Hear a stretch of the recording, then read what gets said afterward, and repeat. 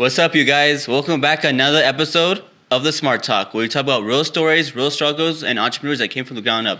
Today, I got a very special guest here today. I got my boy Nitro in the building. What's up, my boy? What's going on, brother? Luke Jackson, how are you, bro? Pleasure's all mine, man. Pleasure's all mine. I appreciate it. I'm sure every female in Albuquerque recognizes this man over here. We have a lot of fun. If you made it to his Instagram story, you know him. We have great times out here. Fellas, if your girl or your girlfriend is following Nitro on Instagram, just know it's no-go. It's a no-go for sure. It's a no-go. Nah, I agree. Unfollow me. Unfollow him. What's up, man? I appreciate you coming here today, man. Oh, 100%, man. No, I appreciate it. It's a great setup in here, you know. Look forward to talking. Shit, man. I appreciate you, bro. But yeah, just introduce yourself, man. So my name is Luke Jackson. You know, I pretty much, long story short, I'm a polymath. I pretty much do everything. I played college basketball, Division I, Division II. I was a pro fighter for a while, singer, a professional singer, and a business owner as well. What gave you that? I guess it's your mentality, but how did you find the time to do all these things? You know what I always say? Shout out to my parents, 100%. So if it wasn't for my parents, I wouldn't be where I'm at today. Mm-hmm. Because hands down, my parents, when I was 5 years old, my mom forced me to play the guitar, the piano, and vocal exercises, and forced me to get into fight training. My dad made me play basketball. I didn't want to do any of it. Yeah. You know, but ultimately it changed my life forever, you know. That's why I always tell people, if you have children, you know, you have to get them good at something. Yeah. Let them learn how to fail early, because what happens is if you don't know how to learn how to fail early, when you're an adult, once you get a little tension, you're going to quit right away. 99% of people do that. They start something, then they quit. They start something, then they quit. Mm-hmm. They don't realize that's a learning curve. You know, it's hard up front, but then ultimately, you know, things get a lot easier as the time goes on. And that's pretty much, you know, how it started for me. Let's see. Yeah. Let's see. So how were you when you're your younger ages? Like, what kind of person were you, bro? Like, were you kind of like nerdy, shy, like? So I was always outgoing. I was always like the class clown, you know. I'm always just out there. I've always been outspoken, even as a kid. I'll just say the most ridiculous things, you know. So that's always my personality. Mm-hmm. You know? And that kind of carried on with everything else I've always done. I've always had like an innate belief in myself, you know, because I always said because I realized when I learned the guitar, I was like, oh, this is hard. I don't get this. But then over time, I get better and better. Right. Same thing with the piano, same thing with the violin. And I realized, oh, okay, I can literally do anything. Mm-hmm. Yeah. I always say if you have a sound mind, if you're a human being, you have a sound mind, you can do anything. Yeah. But people put limiting beliefs on themselves. You know, and I don't waste any time. So, now, I don't remember the last movie I watched. I don't remember the last TV show I watched. It's been years. It's been a long time, you know. I'm always watching documentaries, whatever, but I don't waste any time. Yeah. You know, even if I am watching a movie, I'm still playing the guitar. I'm still learning something. Mm-hmm. Yeah. Avid reader. I'm always studying. There's too much to accomplish in this world, you know, and it's not okay to be average. Mm-hmm. And I think that's a narrative that we have in modern society. It's okay to be average. Yeah. You know, and like I said, shout out to my parents who instilled into me that you can do whatever you put your head into, you know. Yeah.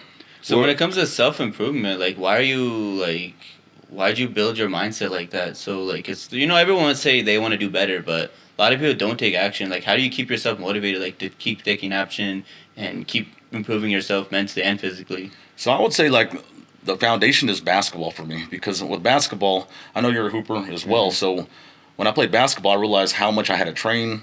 You know, for me, I wasn't naturally athletic in regards to my vertical jump. So I was doing plyometrics with weight vests on. Oh, yeah. I had everything. I was doing all box jumps and all that. So increased my vertical jump. I had 45-inch vertical. I was East Baying back when no one was doing it. We're talking about 20 years ago. Yeah. You know, only when Vince Carter was doing it. And but that's the kind of dedication I put towards it.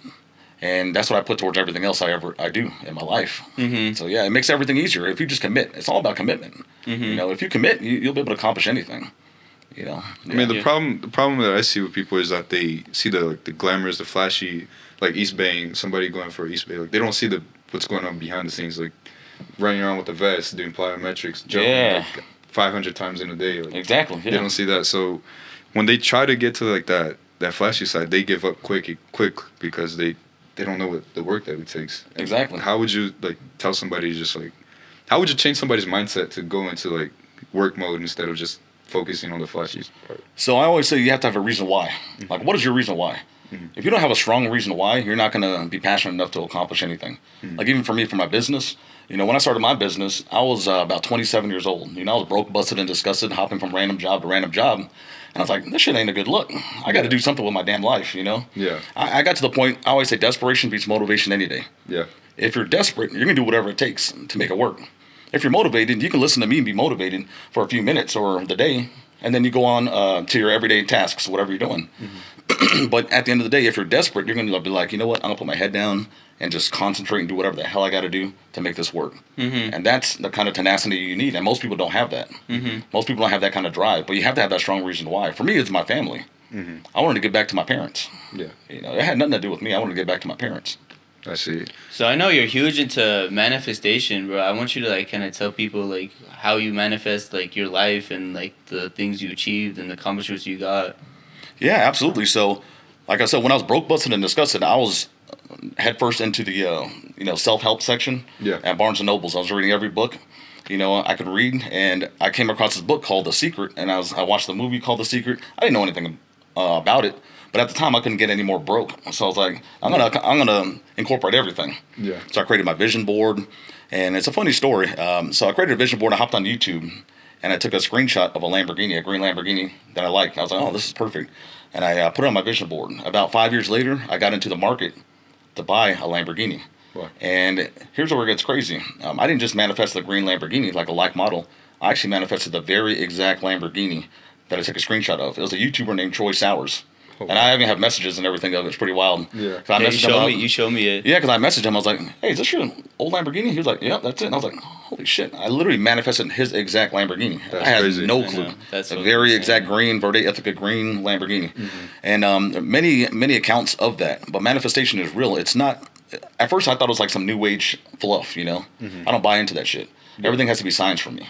And there's a doctor, Dr. Joe Dispenza. He goes out to prove the actual science of the law of attraction. People curing themselves of cancer, everything of that nature. And he studies the brainwaves and everything. Because energy is constantly moving. Like this chair right here, this couch, it's not standing still. Atoms are constantly moving. Yeah. So if you turn on to 106.3, we're on that frequency of 106.3, so we hear that music. Yeah. Same thing in life. If you tune into negative energy, you're going to attract negative people in your life. That's why you'll see energy vampires, people who are constantly negative. Yeah.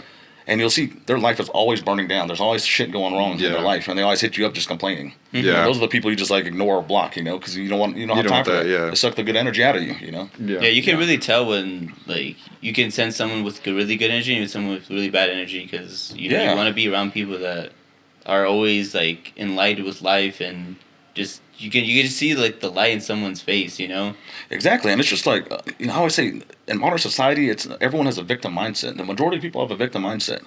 I'm literally like, you just gotta go after what you want. Stop complaining, stop bitching and complaining, and just go after what you want. Yeah. Because you're not going to accomplish anything complaining, wasting your time complaining. Because at the end of the day, like I said, I'll talk you off the cliff once. Second time, just don't make a mess. I hate to say it. That's how stoic I am. I always say, a nation is born stoic, dies Epicurean. You grind hard ultimately, and then from there, you get the fruits of your labor. Yeah. Yeah, I mean, they have that saying, hard times create strong men create good times, and good times create weak men. There we go. And, I mean, you see the cycle on and off, and it's just people just end up getting into that mindset of being weak, or if they have to, like desperation, that would make them strong. Exactly. So, you have to have that internal drive. You have to have that real reason why, because if it's not there, if it's just like, oh, yeah, this sounds like a good idea, you're not going to accomplish it. You're not going to do anything about it. Yeah, no, exactly. So what... You said within 5 years after starting your business, you were able to accomplish the purchase of a Lamborghini? Yeah. So what was your first business, and how did you make it so successful? So it was definitely e-commerce. Well, my first business when I was like 12 years old, I was literally selling a jump program when I was 12 years old, like on the forums. I wasn't making anything, I was making, probably made like $50, and I was like, holy shit, people are sending me checks in the mail that don't know me. That kind of opened up my eyes with the online game. Yeah. And I've been a computer programmer by trade, Python, Java, everything in regards to computer programming. It's been a passion. Once again, my parents bought me a computer when I was young, when I was 12 years old, back when there was like Macintosh, old school computers. And then from there, I started e-commerce, drop shipping. I found out, I was like, okay, this is a big trend right now. Yeah. People are buying online. And that's when I just dug deep. I realized you can outsource from overseas, have it ship it directly, and you're the middleman. It's arbitrage. Yeah. And that's the beginning of everything. And it took off really quick. Because I got off in the beginning, when a lot of people weren't in on it. Yeah. And that's what I always tell people. Things are always rapidly changing in the market. You got to hop in when it's quick. Like, for instance, now it's AI. AI is massive. People don't even realize how much money you can make with AI right now. Yeah. So much opportunity. It's like the beginning phases of the internet. Yeah. You have the opportunity right now to get into something with AI, and it all starts off with just changing your paradigm. You don't even have to know anything about AI, but just hop on YouTube, just Google. Saturate your mind around it. My mentor once told me the biggest difference between someone who's a millionaire and someone who isn't. A millionaire has a higher propensity to Google something. Because people ask you a silly question, and you're like, bro, just Google it. We're all geniuses because we all have a damn phone right now. Yeah. So we have answers to absolutely everything. But it's all about the due diligence, the own research and all that. Yeah. How bad do you want it? Once again. Yeah. I know you were saying you wanted to build your own AI company. Yeah, so we have one in the works right now. I can't divulge too much into it, but ultimately it's going to be a SaaS company. Software. Yeah. So it's going to be a software company, but we're going to be only dealing with businesses as well. So we're going to help develop the whole infrastructure for their AI to help alleviate a lot of things. So a lot of people will get fired from my program because they're going to save a lot of money. But I hate to say it, I always say, get down or lay down. I mean, we can all be victims. We can all walk around and just cry all we want. But I mean, this is what's happening. Modern society, technology is advancing. We have to adjust. Yeah. You can sit there and complain all you want. But at the end of the day, AI is taking over. Yeah. Yeah. Yeah, that is true. Yeah. Hey, so I know you're very successful as far as mentoring other men, as far as pulling women and giving men advice like how to attain a girl and keep a sustainable relationship. Like, what's some advice you'd give a young male that's listening to this podcast today, as far as being successful in the dating market and Yeah, man. When it comes down to it, I'm just gonna say, God bless your soul. Good luck. It's a weird dynamic in modern society, and that's the reason why I got back into it. Because when I was younger, I did teach pickup when I was younger, but it's more prevalent now because studies show there's a lot more sexless men in modern society now than ever before. Yeah. And I do blame social media because social media, a lot of women get a lot of attention. So now you have women who are not necessarily attractive, but they get a lot of attention from all men. So now you have 10% of men that get 90% of the women. And men who aren't high value men, they just don't get anything. They just wander around. But my biggest advice I would always say is that you have to learn social dynamics. If you're just an awkward person, you're just going to be awkward in all phases of life. Yeah. You have to learn just being how to be social at the end of the day. But there's a science to it. There's a science to everything. I break down everything. So even when it comes down to pickup, right? Say you're at a bar. When you're at a bar, beautiful women travel in packs. Chances are you see a group of girls, like 3 girls there. What do you do? Maybe 3 girls and a guy. What do you do? How do you approach it? Guys will just say, oh, get her number. You get a girl's number, she doesn't know you from a hole in the wall. Yeah. She's known you for 30 seconds. You get the number, she's not going to text back. That's a real low value mindset. Yeah. So what you have to do is, you see a group of 3 or a 4 set, one guy in there, you have to talk to the pack leader. It's going to be the guy. Yeah. So you go up there and you can open up with something like a situational opener. Like, hey guys, I have a really quick question for you, but I have to get back to my friends. So a false time constraint. Because when you approach a group, they're wondering, what does he want and when is he leaving? So you have to subconsciously answer that. Yeah. So you approach them and body rocking. So if you're the target, I'm going to be sideways. I'm not going to be looking at you. I'm going to be sideways like I'm walking off and talking over my shoulder. Just be like, hey guys, I have a really quick question, but I have to get back to my friends. My homie's going through this relationship problem, then blah, blah, blah. Yeah. I ask them a relationship question. Girls always want to ramble when it comes down to that. Now they're open. Now the group's open. And the target, the hot girl that I want, at the end of the day, I'm ignoring her. So I'm talking to the guy, and he's giving the advice, and then she's trying to budge in, just a light neg. Neg is a backhanded compliment, or you just kind of shush her away a little bit. You're like, oh, whoa, you can dress her up, can't take her anywhere, right? Like, whoa, wait your turn, like, calm down, relax. It's just, it's all social dynamics. It's all based off of evolutionary psychology. It's like a mind game in a way. It is, and it's just more. Teasing. We got away from teasing. When you're younger, you would tease a girl that you like, Yeah. And we got away from that because a lot of men nowadays aren't really funny. They're real stoic and they're shy and they're nervous when they talk to a girl. We're all human at the end of the day. It doesn't matter. Yeah. 30, 40, 50 years from now, we're all going to be dead. What really matters? As morbid as it sounds, what really matters? If you see a girl, go up there and talk to her. Simple as that. Yeah. But it goes down into really in depth, First things first. Most men, they develop comfort right away. They go talk to a girl, and when you develop comfort, right away you end up in the friend zone. Yeah. You have to develop attraction first, then comfort, then seduction. And then it gets even more in depth. Like we're talking about black belt stuff. We're talking about NLP, neuro linguistic programming. That's a lot of psychology with some hypnosis in there. It's So, just really quick, really brief, like NLP is a really strong factor. It's happening all the time. So you ever come across like a person that you just see and right away they just make you happy? It's like, damn, whatever it is, just their energy, they just make you happy. Mm-hmm. So you can actually control that with neurolinguistic programming. So say for instance, you have a wife, and every time you go home, your wife is mad about something, and you give her a kiss on the forehead. That kiss on the forehead is an anchor. So now you guys are on a trip to Hawaii. Everything is good. Mm-hmm. And all of a sudden you just give her a kiss on the forehead. And it triggers those negative emotions. And you're wondering, like, why is she mad? And she doesn't know why she's mad. But you literally programmed that negative feeling because every time you kiss her on the forehead, that's an anchor. So that's a form of hypnosis. It's called neurolinguistic programming. Wow. But you can do that for the positive. Mm-hmm. So you can do that to where women feel amazing around you, feel great around you. And it's just more consciously aware of what you're doing. Because it's going to happen, irregardless. Yeah. So it's going to happen no matter what. But you can know how to control it, and that's just some next level stuff right there. Yeah. That is some next level stuff. Yeah. Yeah. And it's great for businesses. It's for everything. You literally do it for everything. Yeah. So I know a lot of guys in the community. They kind of like look up to you in a way as far as like being successful with the females. Like, why are you so successful? Like, what do you do different than every other guy? For me, it's just I don't have any ulterior motive. Mm-hmm. A lot of guys, they'll go to the club and they're like, okay, my intention is to sleep with a girl. First of all, I'm not that guy. I don't have one night stands. I don't like one night stands with girls because you have one night stand with a girl, they can regret it. Yeah. I mean, like it's good to get to know somebody a little bit so you can have a long-term relationship, even if it's just a sexual relationship. Mm-hmm. You can have a long-term relationship. And for me, I always say that I'm just an easygoing guy. I don't take anything serious. I'm really blunt with everything I say. I'm open, and women can detect bullshit a mile away.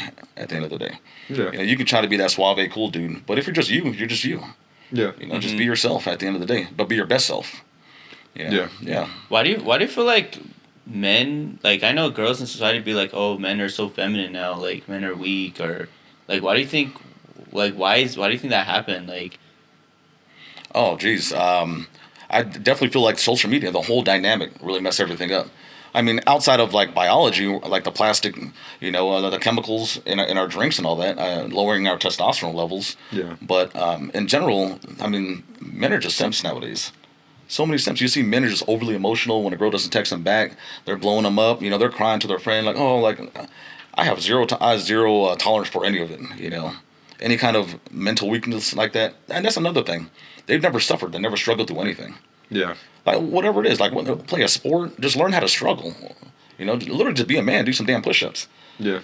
I mean, if you're just sitting there, you go work your 9-to-5 job, and little Crystal isn't texting you back every 2 minutes, and you get overly emotional. You need to look in the mirror and smack the shit out of yourself, because at that point, it's like you're doing yourself injustice. Like, what are you doing? Mm-hmm. Yeah. It's not that damn serious. I feel like when men are like that, it's more of like they don't have a goal for themselves. Their only goal is pussy. Exactly. And exactly. They're not like pursuing anything else but that. They're comfortable with their job. They're comfortable where they're at, whether they got their own place or live with their parents. Like they're just like, okay, like, I'm good with that, but I'm missing one thing, and that's pussy. So I'm gonna do everything that I can in order to chase it, but they're doing it completely wrong. Yeah. Well, that's spot on. That's really spot on, because people will just invest so much time just chasing women. Yeah. And forget about their actual life, like growing a business or whatever it is. Yeah. Because I always say the beauty is so common. Beauty is common. Yeah. And it's subjective too. Yeah, exactly. And I lived in 7 countries. There's beauty everywhere. You can go to Burger King right now. There's gonna be a cute girl there that works there. There's cute girls everywhere. Mm-hmm. But what's rare is a high value man. So work on yourself. If you work on yourself, that's the rarity. The problem is that it's a wholeflation right now. A lot of these simps, they've blown up these girls' heads. I hate to say it, but it's just the truth. So now all girls are models in Albuquerque, if you notice. Everyone's a fucking broke model, and it's like, what's going on here? But yet these guys are chasing these girls, and I'm just like, well, what are you guys doing? Like just focus on yourself. Yeah. Women will always be there. I always say this: if you're in a relationship like 20 to 20, 25 years old, around there, it's not going to last forever. I hate to say it. Mm-hmm. So a lot of these girls, they get pregnant at 21, 22, 23, and they'll be a single mom. Yeah. That's why I say just wait till you're 25 to even get in a relationship. Yeah. I hate to say it's rare for it to even last. And I was in a long-term relationship. I was in a 17-year relationship. I was with my ex since I was 21. That's rare. Yeah. I'm the only person I know that's my age, 40 years old, that's actually accomplished that. Mm-hmm. Because most people 3 years, 4 years, 3 years, 4 years, Mm-hmm. Yeah, I think people are chasing that old school family dynamic where, like, you know, you have the nuclear family, the man and the woman and the kid, but it's not like that anymore. There's like social media. There's so much attention from everywhere. Like, I could be talking to a girl today, and then tomorrow she could be flying out to NFL players. Yes, you know? yes. So, like, I see a lot of girls caught up on that. Like, oh, I want to have a family. I want to do this and that. But turn out on the weekend, they're out every weekend. Absolutely. And then like even with my family, I experienced that. My mom, my family, they're like, when are you gonna have kids? When are you gonna settle down? I'm like, I'm probably not until like 27 or 28 if I even find that person. Yeah, yeah. Because like I just don't see it happening like that. Like, Well, it's true because like even for me, like what I always say is like I'm not attracted to women with money. I'm not, because when it comes to acquiring money, it takes a lot of masculine energy. yeah, So when I say that, like even if you're a doctor, a woman's a doctor, it takes a lot of masculine energy to grind, and work hard and study. So now they'll have a little domineering effect. yeah, Because they're gonna hold steadfast, like, oh, I'm a strong, independent woman.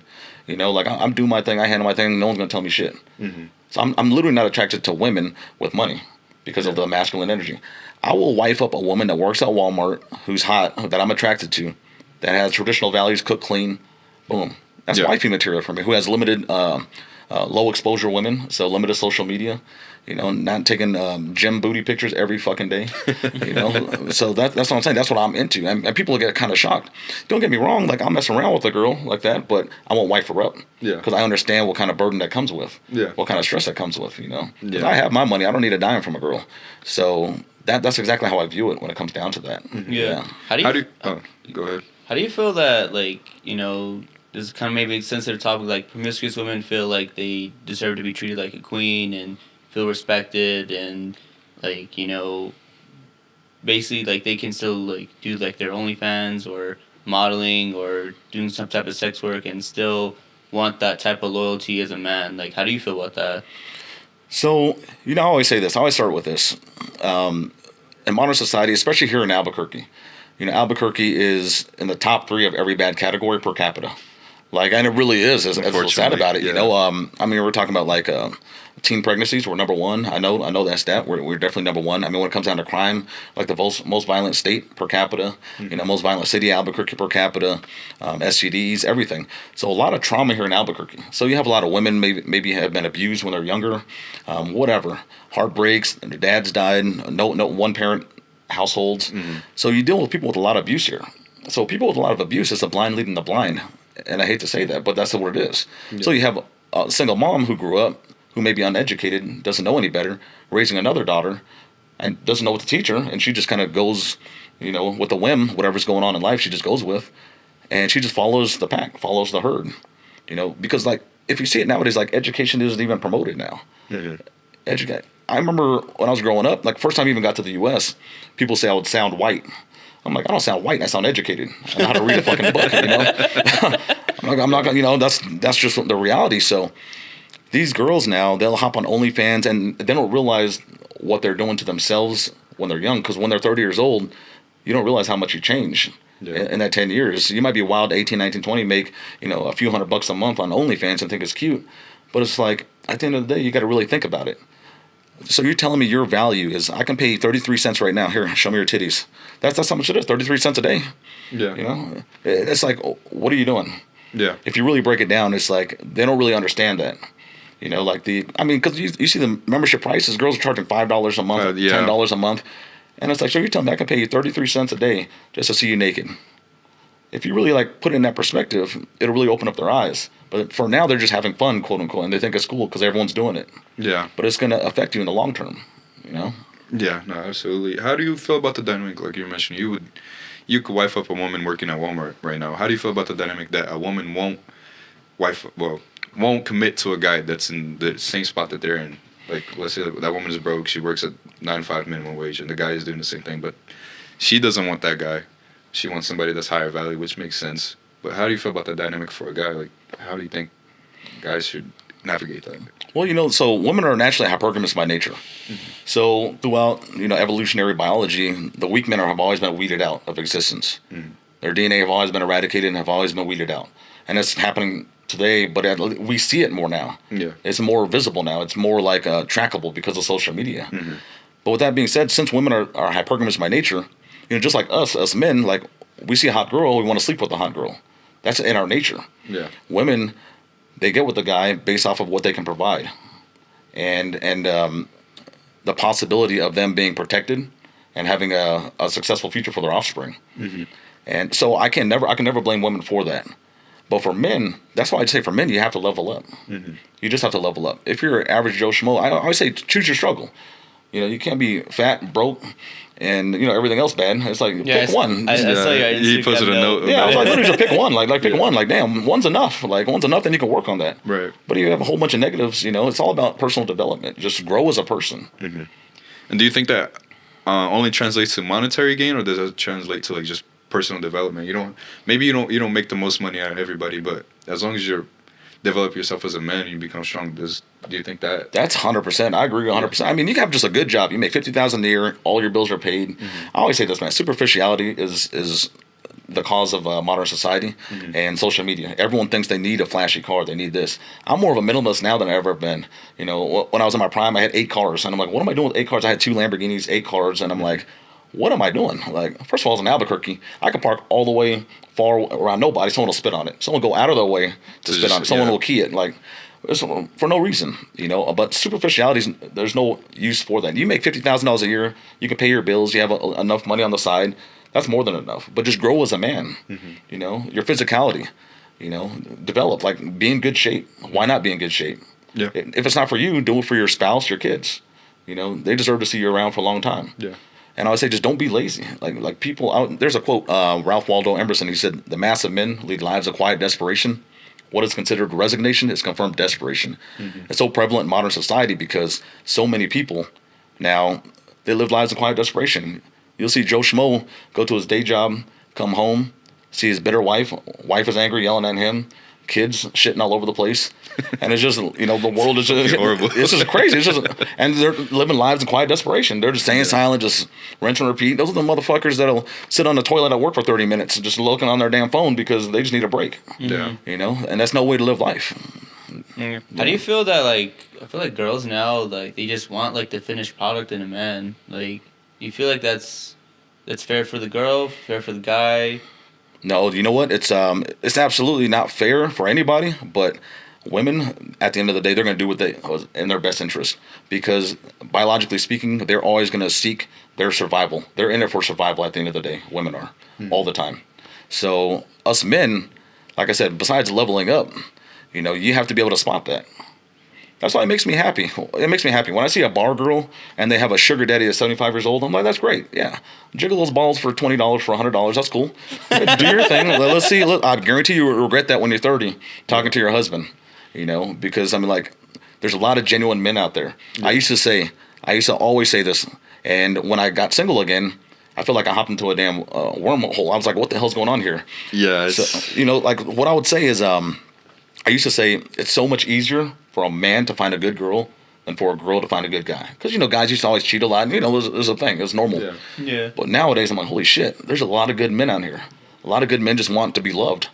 At the end of the day, all men, if you ask men what they want, they just want unconditional love. That's all we ask for. Yeah. We don't care if a girl have all the money. We just want her to be faithful, unconditional love. That's all we want. Yeah. But these girls, their eyes are on the swivel now. At the end of the day, it's whatever. Yeah, whatever. Yeah, exactly. Whatever is the best thing, they're gonna go for that. That's why. But I have the cure for that. I always say, women can get average anywhere. Women can get average anywhere. So when I say that, have a reason for them to stay. If you give them the toxic dick, they're gonna stay. And I say that now. When I say that, I generally mean that. I mean, you train for it. So when I say I train for everything else, I even train for sex. Mm-hmm. I bought porn star courses before, like Sterling Cooper's courses. You understand what vitamins to take, what supplements to take, how to perform the right way. Yeah. Because like I said, they can get average anywhere. If you perform average in bed, but you give them that TD, they're not going anywhere. I promise you. They're always going to come back. I'm telling you. It's just reality, That is reality. Yeah. Doug, why don't you write a book or have your own podcast as far as coaching men? I feel like a lot of men need coaching as far as being better in the sexual market and being able to pull women and identify what chick is broken, what chick's not. Yeah, no, absolutely. Yeah, I mean, I thought about it, maybe sometime, but right now I'm just having fun, just having a good time right now. Yeah. After I branched off that marriage, I've been single for about 2 years now. Mm-hmm. So just out here having a good time, Do you get upset that, you were in a marriage for so long and you thought it was gonna last and it didn't end up lasting? No, because I always say this: I take full responsibility, full accountability for the end of the marriage. Reason why is because my wife wanted attention, a lot of attention, rightfully so. Well, she deserved the attention. I wasn't able to give her the attention because I was so busy grinding in my business. I never made this kind of money in my life. When you're making $100 or $100,000 a month in net profit, it's kind of hard to focus on anything else. Yeah. Going from broke, busted, and disgusted to making this kind of money, I'm just focused, and that's all I was doing. I didn't want to go out. I didn't take her out to dinner, all that. So rightfully so, then I'm the one that filed for divorce, and rightfully so, I take full accountability and full responsibility, for that. I see. Sorry. Yeah, and I hope when people especially young men out here, they watch this podcast and they look at you and hopefully they understand the concept more about women and building yourself up as a character. Because if you're average schmo, you're not gonna do well in the dating market or not gonna pull anything. So you're not gonna pull anything. Yeah, no, and I always say at the end of the day is everything comes to an end, but you don't have to view it as an ending. It just completed. Like my relationship just completed with my wife. Now we're going on another chapter in life. It opens new doors. Everything, even the bed, you can always look at it as a new door open, a new experience that you can take on. Exactly. So, absolutely. Mm-hmm. Yeah, I feel like you're an inspiration for a lot of young men out here, especially in Albuquerque, as far as being the best version of yourself and being the best man you can be, providing for just yourself and for anybody. And yeah, man, I really appreciate you coming out here, man. Oh yeah, always, man. Always, man. That's what it's all about. We still good on time, bro. Yeah, bro. Yeah. So before we end today's podcast, I want to give a huge shout out to our two main sponsors. We got Hookah Kings, the top-rated hookah lounge in New Mexico, where we pride ourselves with good customer service, and Merino Media, quality content for your image and business. And I'll see you guys next time on the Smart Talk. Yes, sir.